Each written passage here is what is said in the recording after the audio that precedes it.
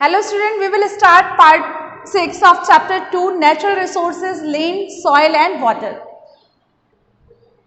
Through following, in this part we read about steps through can conserve soil erosion or soil depletion.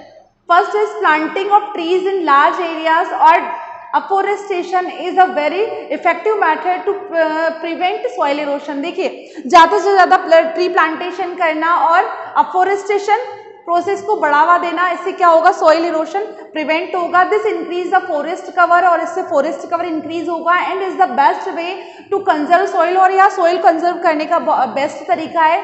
In dry the coastal region row of trees are planted at short distance which prevent winds from blowing away the topsoil. देखिए जो dry and coastal regions होते हैं वहाँ trees को एक रो में लगाया जाता है. क्यों लगाया जाता है? और एक शॉर्ट डिस्टेंस में लगाया जाता है विच प्रिवेंट विंड्स. और यह क्या करते हैं, विंड के साथ जो सॉइल उड़कर जाती है, फ्लो होकर जाती है, उसको रोकने के लिए ऐसा किया जाता है. These are known as shelter belt और इनको इस एरिया को शेल्टर बेल्ट कहते हैं. Second step is on steep mountain slopes, trace farming should be practices in which broad flat steep are cut from slopes and are used to grow crops. देखिए जो steep mountain slopes होते हैं वहाँ की मिट्टी को इरोशन होने से रोकने के लिए क्या बनाया जाता है, ट्रेस फार्मिंग की जाती है. should be practicized की जाती है in which broad flat steeps and cut from the slopes and are used to grow crops.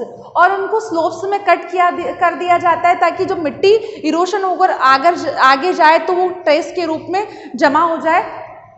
This stops soil from being washed. यहाँ स्टेप क्या करती है, सॉइल को वॉश होने से रोकती है बाय फ्लोइंग वाटर के साथ. सिमिलरली और gentler mountain slopes counter ploughing done in the which land along the contours is cultivated to stop soil erosion. और इस तरह की जो प्रोसेस होती है वह soil erosion को रोकती है. contour barriers of soil and rocks are built along contours and trenches are built in front of the barriers of ट्रोप slopes. आप पिक्चर में देख सकते हैं कि जो माउंटेन्स है उसके नीचे से स्लोप्स बना दिए जाते हैं, ट्रेंच बना दिए जाते हैं, एक बैरियर का काम करते हैं सॉइल को बहने में.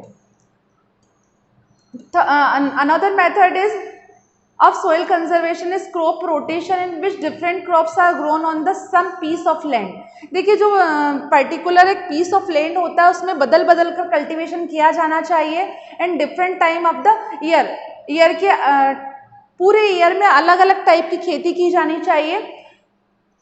Degrade soil fertility can be regained by crops rotation. और इस तरह से हम क्या कर सकते हैं, जो सॉइल की फर्टिलिटी है जो डिग्रेडेड हो जाती है उसको रिगेन्ड कर सकते हैं बाय द क्रॉप रोटेशन के through. And use of fertiliser and manure. और अलग अलग तरह के फर्टिलाइजर और मैन्योर इनमें यूज होते हैं तो जो सॉइल डिग्रेड हो जाती है उसकी क्वालिटी फिर से लेवल में आना शुरू हो जाती है. Next step is bare land needs to be covered to prevent soil from washing away. mulching or covering of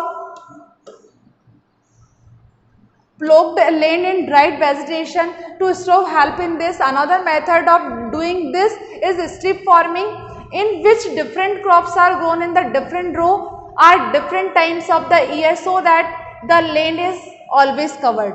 देखिए क्या स्ट्रिप्स खेती की जाती है. स्ट्रिप्स खेती में क्या होता है, एक लाइन में अलग फसल अलग क्रॉप ग्रो होती है और दूसरी लाइन में अलग क्रॉप ग्रो होती है. इससे क्या होता है, जो सॉइल की जो क्वालिटी है वह बनी रहती है, सॉइल की जो क्वालिटी और डिग्रेड नहीं होती. Living land fallow between two crops also help in the land getting rest and soil retaining the nutrients to remain fertile.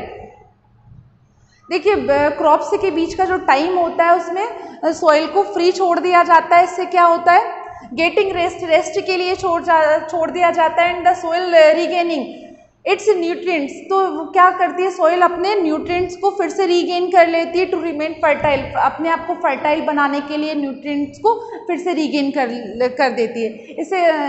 इसीलिए जो फसलों के बीच में जो टाइम ड्यूरेशन ब्रेक किया जाता है, जैसे 2 मंथ 3 मंथ, इसीलिए किया जाता है ताकि सॉइल की फर्टिलिटी और न्यूट्रिएंट्स बने रहें.